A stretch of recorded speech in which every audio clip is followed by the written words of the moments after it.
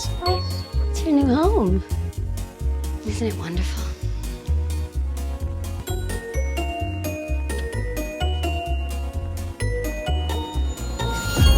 Is that an Epiphone? Yes. Yes. I have a similar one, but it's broken.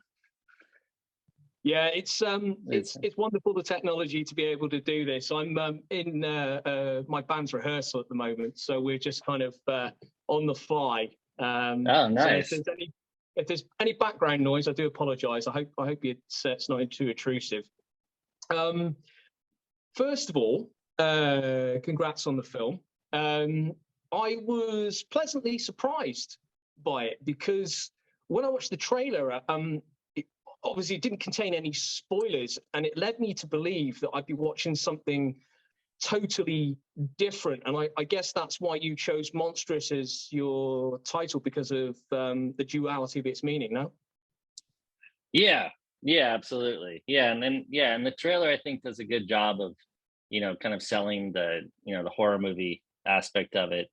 But yeah, it's definitely, there's a lot of stuff to the movie that is not really represented in the trailer, which I guess is the nature of any trailer. But yeah, so I think there's probably going to be various reactions of people's expectations compared to like what the movie actually is. Yeah, I mean that's the thing with the horror genre in general, is that it can seem initially like it's straight up horror, and then it goes into a whole other thing, and it's a wonderful thing that you can do with this genre, and the emotional core of Monstrous resonated particularly with me as a parent, because obviously as a parent, I don't know if you've got children, but you will do anything to protect them. And in this case, the mother is sort of almost smothering, and with that kind of in mind, that protectiveness and that kind of real kind of emotional thread that forms the heart of the movie, was that the thing that convinced you to sort of direct? Yeah, I mean, I have two kids, and it's just so relatable. And also just thinking back to, my relationship with my parents, and the emotional core of it. I think that's really one of the things that Christina really latched onto, because she was attached to it before I was. She's got a little kid, a little boy also. And it's just like, yeah, like when you have that emotional core to work off of, that's just such a good foundation to then build, really any kind of a story. But there was like a very like kind of elemental thing that was like working for me in the screenplay that felt kind of like a fairy tale that's rooted in this relationship between, a mother and her son. And it builds to a very like emotional point, to a point where it's like when I, not to give anything away really, but it builds to a very like strong emotional point to where when I read it in the script, I was like, wow, this is a really good challenge. Cause I always like it's always interesting for me to really take a big swing emotionally, to where I know some of the audience is gonna some of the audience could laugh at it. You know what I mean? Because I like grew up in the 90s when it was like the whole thing was like kind of like being very cool, and like not like not being like emotional about stuff was kind of like the thing. So it's always been kind of natural to me to kind of try to go against that in movies and take big swings and risks to try to have like genuine emotion. That's always fun, especially in like a kind of a dark horror movie setting. When it works, I think it can work really well. Yeah, I think that's a great way to look at it. To be not afraid to, as you say, take that risk, take that big swing, because I think the reward from a viewer's perspective, I think far outweighs your risk, because as I say, when I watched it, it was, well, oh, hang on, here we go, and it was so much more rewarding, I'm sure there may be a minority of people that will look at it and say, well, where's the monster? Where's the gore? But I think a vast majority of people, I think you've swung and landed the knockout punch, because, as I say, emotionally, it's a very relatable journey to a lot of people. And of course, you mentioned Christina Ricci in the lead. You have said that she was already attached, to the picture before you came in. I mean, what were your thoughts about her casting? When you got sort of told that she was in the lead. I mean, how much did it mean to you? Not just as a director, but as a film fan as well, to be working with somebody like that. Everything. Like, I was so excited because, also, like, then once I read the script like that, I hear that she's attached. I was like, oh wow, this is like amazing. I read the script and it's like, oh wow, this is like a real character piece. So it's like, and to have, she could shoulder that and shine in that position. But I've been watching her, because I love all kinds of movies, and have been watching her. She's been acting every day since she was 10, on the Addams Family, and has worked with some amazing filmmakers. She has more experience than anybody on the set, and she's both like a great actress and a movie star. Those two aren't always synonymous. The camera loves her. She almost has like a look like a classic silent movie star. And so it was fun because we even got to do some like kind of like retro kind of like brief stuff of having her like in like a monster movie for a brief part of the movie. And like that part when we were shooting it, I just felt like I was like, it was very surreal working with someone of that caliber in this kind of retro kind of throwback thing. I had definitely had moments working with her where I was just like kind of like outside of myself, like, wow, this is so amazing that I get to be a part of this. And she's also just such a warm, funny person. Like, she's constantly, cracking me up. And she was also, the fact that she's working with a kid actor in the movie, she could really relate to him. She really put him at ease. They were always laughing, the two of them, and that was really important to me, that that Santino, the kid, like, had a good time. I don't want a kid on any set that I have to be stressed out. I want him to be playful, and even in the emotional stuff, he would nail an emotional scene, and then they would start cracking up or something. You know what I mean? So it's like the whole Christina of it. It's like she's she's kind of like the sun of this universe of the movie. You know what I mean? And we were all just like we had to like kind of figure out how to like kind of rotate around her and serve her, because she is the movie. You know what I mean? So it was I'm still kind of stunned, that I got that opportunity. I was very, very grateful for it. Did that energy that she brought elevate your game at all? Were you on another level? I hope so. I tried to, because she's also, because like I said, she has a sense of humor. So if you say something, that seems kind of, because directing is very interesting with actors. You have to find what works with each actor, and it can be completely different actor to actor. And she doesn't want at least on this movie, she didn't want like frills or like any kind of BS. You know what I mean? She wants to like talk very directly, and she's not above like, making jokes about, like if I would say something stupid. And so when I quickly got on the same page with her, and, she just, I really tried to, figure out like in emotional moments or whatever, like how to create the best environment for her to shine. Because she's also someone that doesn't need like a lot of takes. She makes adjustments very quickly.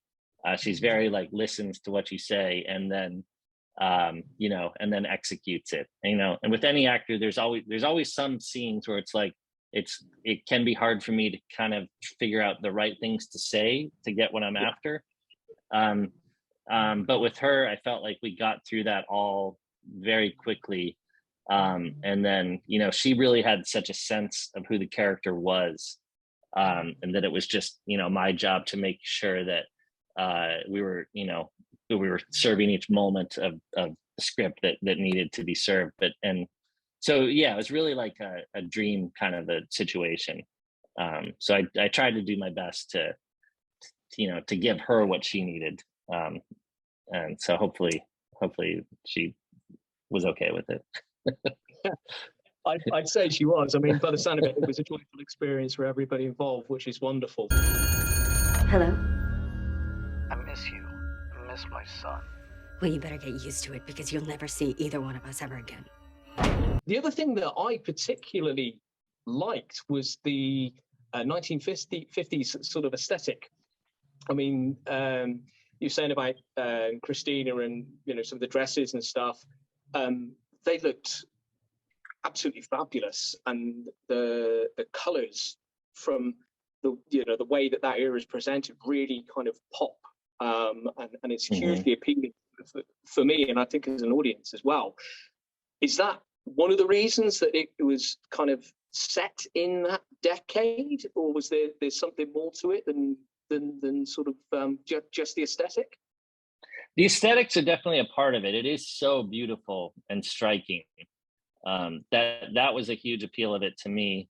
Also, I think it's always kind of, you know, there's something about like kind of looking at where we are at any given time by going back a little bit, you know, to see how things are similar, see how things have changed, some things stay the same.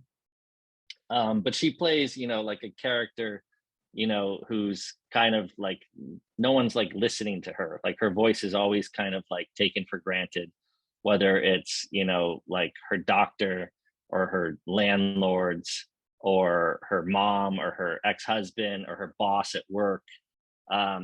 She's like underestimated by everybody. And she's expected to act like everything is perfect all the time, you know, because also that was a big part of the aesthetic of the 50s. It was kind of like the era in America where like our modern day sort of like advertising started. And so much of the advertising back then was like trying to show particularly women how to live the so-called perfect life. You know, she's reading a magazine at one point, and the article that she's reading is like called "How to Fit In on Any Occasion." So kind of like researching the movie, it was really fun to like look at like old catalogs and advertisements. And there's a recurring advertisement that's kind of like haunting her throughout the movie, for this Hot Point dishwasher. And we actually got, you know, like some real Hot Point, you know, stuff in the movie, which was cool. And I was worried that we weren't going to be able to get the rights to that actual commercial, because that was a thing in the script. I was like, wow, that's really cool. And that led me down this kind of rabbit hole of exploring the 50s, how advertising was trying to show people how they should live. So all of that kind of fit in. And we see that, you know, we're still, you know, it's easy to like, when you know, now that we're in modern day, we're still kind of in that whole thing, but it's just the aesthetics are all different. But the basic idea that there's like all this media that's kind of trying to show people how to live or whatever, or the proper way to act, is all still, to me, like very valid. So I kind of like going back a little bit, you know, kind of makes us hopefully think about where we are now. But then also, like you said, just aesthetically, there was just some times where I was on set, and like the production designer just totally nailed that living room. The costume designer had like handmade those dresses that she's in. Christina looks amazing in the time period. And you know, the DP like lit it just right, and like we like softened it with like a little bit of fog in the room. And it's just like there were some times where I was like looking at it, I was like, wow, this is like something just so striking and beautiful. I'm glad I'm here to like be able to just look at this right now. Did you find yourself kind of getting too lost in the moment at any point, and someone sort of gives you a nudge and it's like, come on, Chris? Yeah, probably. Yeah, because we had to be moving pretty fast. So, but yeah, there were those times, especially like at the end of the day when I'm getting a little tired and like slightly delirious.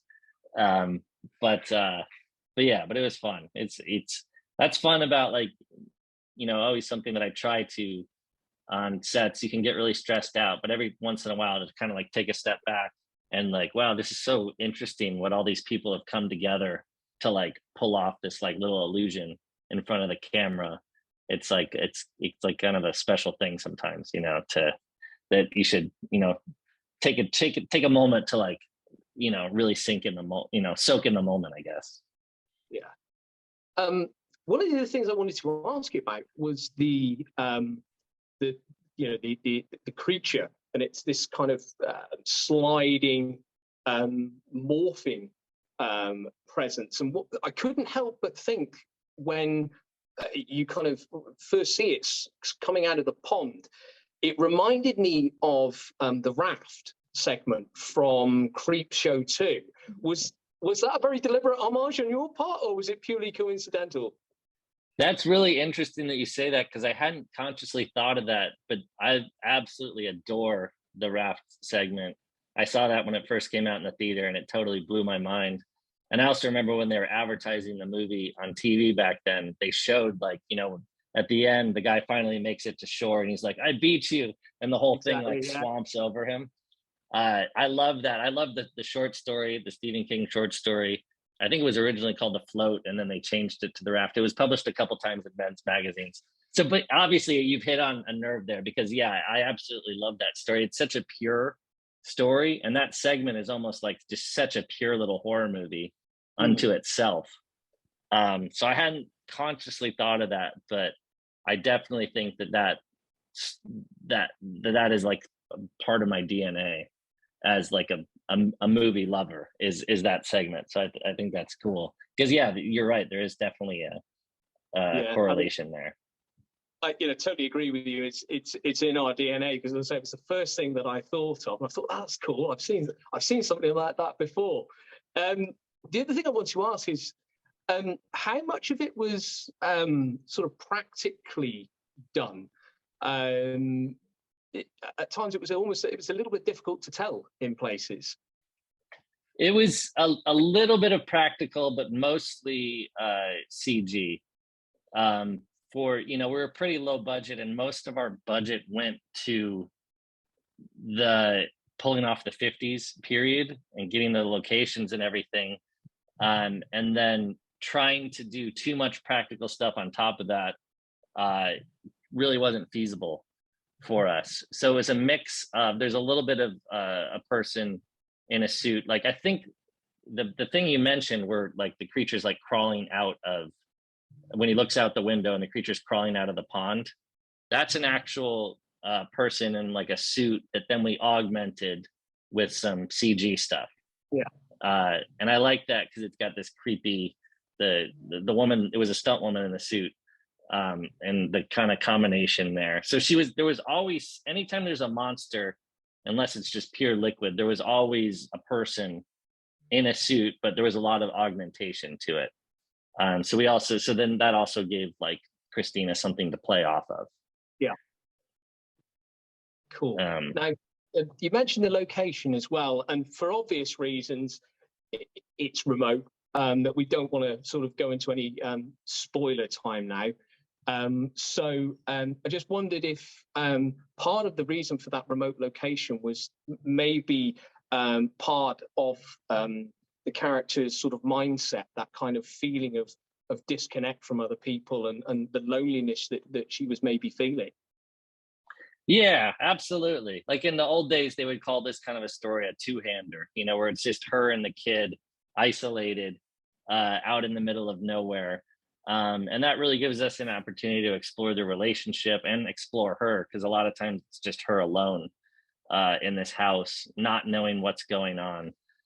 So I think the isolation, just also like her character feels so isolated, and we were lucky to have that kind of like that beautiful farmhouse that really, that's a place out in Simi Valley, and you just look 360 and you can't see anything other than rolling hills. And then just this house perched on top of it. The pond is actually a different location. I kind of cheated them to make it seem like they're all in one place. But so yeah, so a lot of our shoot was just out at that house. And also we shot this during COVID, so that also helped us a little bit. We had a lot of challenges for COVID, but because we were isolated, that gave us at least a little bit of a fighting chance to pull it off. But yeah, also, like, without getting into spoilers, like that, the isolation, I think, of it was so important. And it really gave us a chance to just dive into this woman's psyche and really put her to the test, put her through the ringer and, see how she could come out on the other side. Well, Chris, that's us. It's wrap time. So absolute pleasure talking to you. Thank you for sparing the time, and good luck with Monstrous's UK release. All the best. Thank you so much. Great to talk.